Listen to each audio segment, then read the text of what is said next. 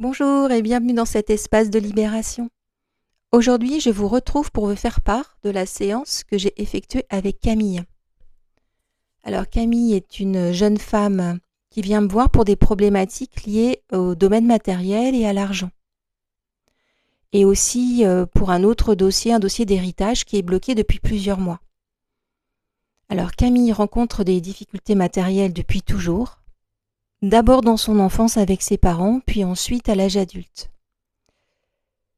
Donc elle m'explique qu'elle travaille dans le domaine du conseil.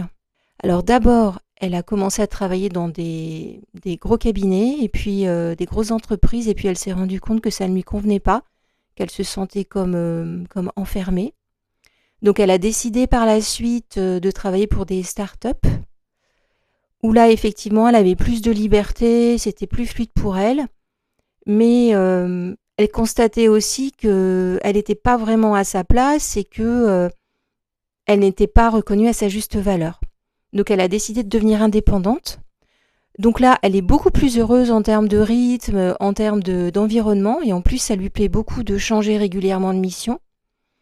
Donc tout va bien. Par contre, elle a des grosses difficultés à se faire payer. C'est-à-dire que pendant la mission, tout se passe bien, mais qu'au moment où de présenter la facture et de recevoir l'argent, là, il y a souvent des blocages.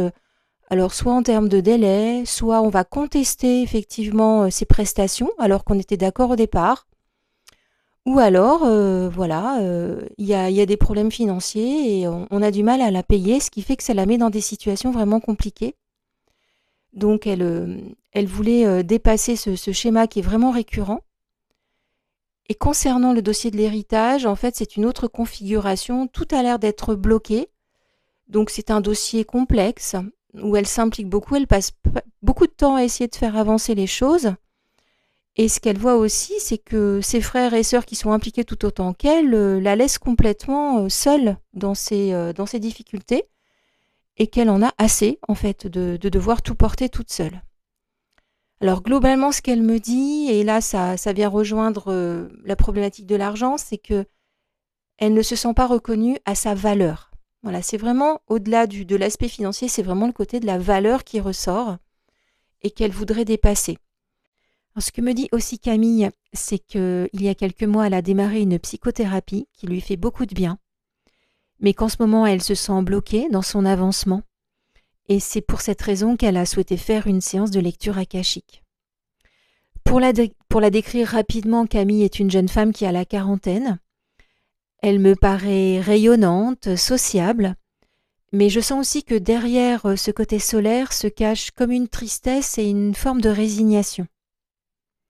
Alors je vais me connecter à ces annales akashiques en lisant la prière d'ouverture, avec comme intention d'avoir des informations les plus utiles possibles pour Camille dans sa vie actuelle. Ce qui m'arrive assez vite, c'est une sensation physique. C'est comme si je ressentais un poids très lourd sur ma poitrine, qui m'empêchait presque de respirer et de bouger. Quand je vais me connecter à ça, ce que je perçois sous forme d'image, c'est celle d'un jeune homme qui est à terre, allongé par terre, et au-dessus de lui, un homme le maintient au sol en mettant son pied sur sa poitrine pour l'empêcher de bouger. Et je vois clairement la botte en cuir de l'homme qui me paraît plus âgé, qu'il maintient, avec ce sentiment vraiment de toute puissance par rapport à l'autre. Quand je regarde cet homme, je vois qu'il a des vêtements assez raffinés et ce qui me surprend aussi, c'est que je perçois comme un vêtement militaire que j'assimilerais à une cotte de maille parce que c'est un peu argenté. Le jeune homme, lui, est habillé plus simplement, mais ce que je vois surtout, c'est au niveau de sa ceinture, je perçois au niveau de la boucle de sa ceinture qui serait gravée comme avec un blason, qui me fait penser au blason d'une famille. Alors évidemment, je sens que le jeune homme est en grande détresse et c'est comme s'il attendait le coup de grâce.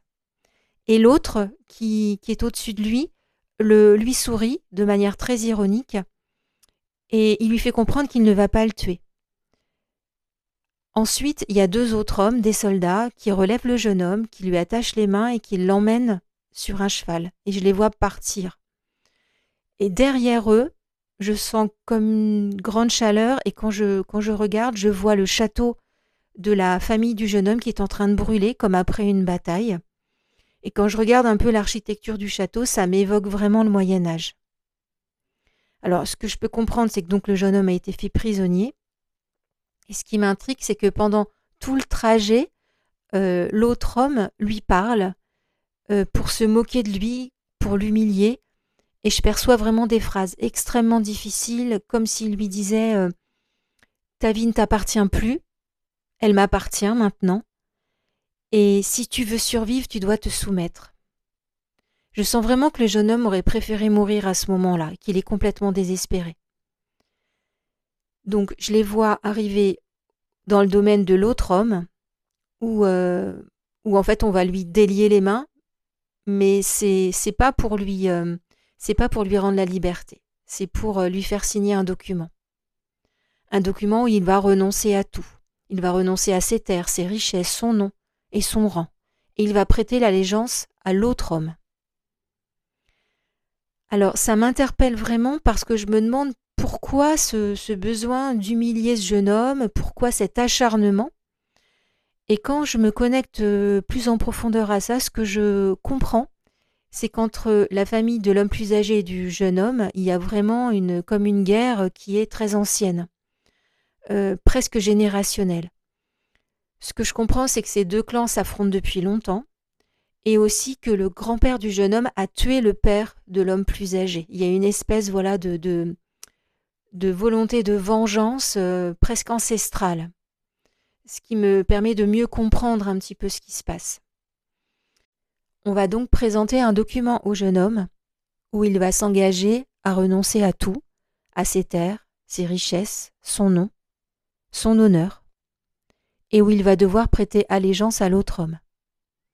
Au début, il refuse de signer, et puis il est enfermé pendant assez longtemps, et puis il finit par signer le document. Donc je restitue tout cela à Camille, et je la sens très émue par rapport à ce récit. Elle me dit que ça lui parle beaucoup pour plusieurs raisons. D'abord, la sensation d'oppression sur la poitrine fait écho pour elle aux problèmes respiratoires qu'elle a eus quand elle était plus jeune, qui sont résolus maintenant, mais qui restent une fragilité pour elle. Et elle m'explique aussi que quand elle ressent de l'angoisse, c'est vraiment sur cette région du corps que ça vient se situer. Aussi par rapport à cette sensation de perte de valeur, d'humiliation, au fait qu'on ne la reconnaisse pas et qu'elle a du mal à trouver sa place, notamment dans son milieu professionnel. Voilà, ça lui parle beaucoup aussi, ça. Et aussi par rapport au contrat qu'on impose au jeune homme, contrat de renonciation. Elle m'explique que pendant le dossier d'héritage, voyant toutes les difficultés qu'elle rencontrait, elle avait entamé une démarche pour renoncer à l'héritage. Donc elle avait collecté les documents, commencé à se renseigner sur la procédure, et puis elle ne l'a pas menée à terme. Pour effectuer un travail de libération et de guérison pour Camille, ce que je lui propose, c'est de visualiser les deux familles antagonistes, les deux familles ennemies, l'une en face de l'autre, et de le faire sur plusieurs générations. Et quand on commence à faire ça, il y a vraiment beaucoup de personnes qui se présentent, de tout âge, des hommes, des femmes, des enfants, de toutes conditions, des nobles, des serviteurs, mais aussi des villageois.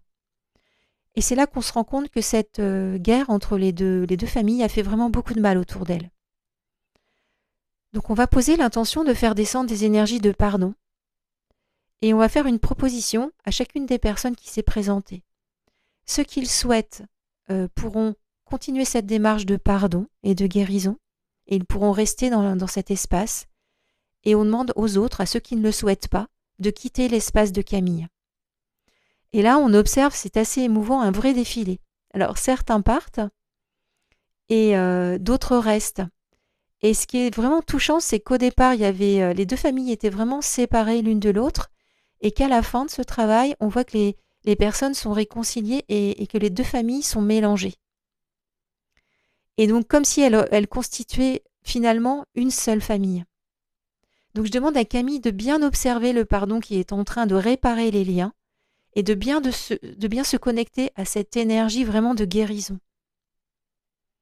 Ce que j'observe aussi, c'est que l'homme plus âgé qui avait mis en esclavage l'autre homme n'est pas resté et que le jeune homme, lui, a vraiment bénéficié de toute cette libération. Et je lui demande à ce moment-là de transmettre cela à Camille pour qu'elle puisse vraiment en profiter dans sa vie actuelle. Et pour le symbole, il lui remet un très beau coffre, un coffre magnifique orné de bijoux et de dorures, qui va représenter aussi cette libération et toute la valeur de Camille. Nous continuons la séance avec le contrat qui avait été signé par le jeune homme, et pour la symbolique, on va poser cette intention que ce contrat soit brûlé devant témoin, devant toutes les personnes qui restent. Donc on va imaginer, et on effectue ce travail sous la protection de l'archange Michael, on va imaginer ce contrat en train de brûler dans un grand feu et que toutes les personnes présentes puissent observer cette libération. Et on va réécrire un nouveau document où il sera indiqué que le jeune homme récupère son nom, sa liberté et son héritage, encore une fois devant témoin. Ensuite, on va poser des intentions pour libérer, arrêter tous les encodages qui relient Camille à de l'asservissement, à de la soumission, à de l'humiliation et à de la pauvreté. Et on va reconnecter tout ce qui relie Camille à l'argent en effectuant une reprogrammation plus bénéfique pour elle, où elle pourra avoir accès à l'argent, à la reconnaissance, à l'abondance. Je propose à Camille d'effectuer une reprogrammation positive de la vie du jeune homme. Elle m'explique qu'elle imagine qu'il pourra s'enfuir, retrouver sa liberté et démarrer une nouvelle vie. En libérant cette mémoire de souffrance, on va redonner sa place et sa valeur à chacun. Camille va pouvoir se mettre davantage en avant dans sa famille et dans son travail. Elle décide notamment de lâcher prise sur la gestion du dossier de l'héritage et d'en remettre la responsabilité à ses frères et sœurs. Au niveau professionnel, elle va structurer davantage sa manière de travailler, en prenant notamment des garanties pour que son travail soit justement rémunéré et que sa valeur soit respectée. Elle m'explique aussi qu'elle va continuer le travail sur elle-même et surtout qu'elle va davantage penser à elle et à ses besoins. Je remercie Camille pour sa confiance. Elle m'autorise à restituer cette séance et je lui souhaite beaucoup de bonnes choses pour la suite, beaucoup de réussite et beaucoup de bonheur. Je vous remercie pour votre écoute et je vous dis à bientôt.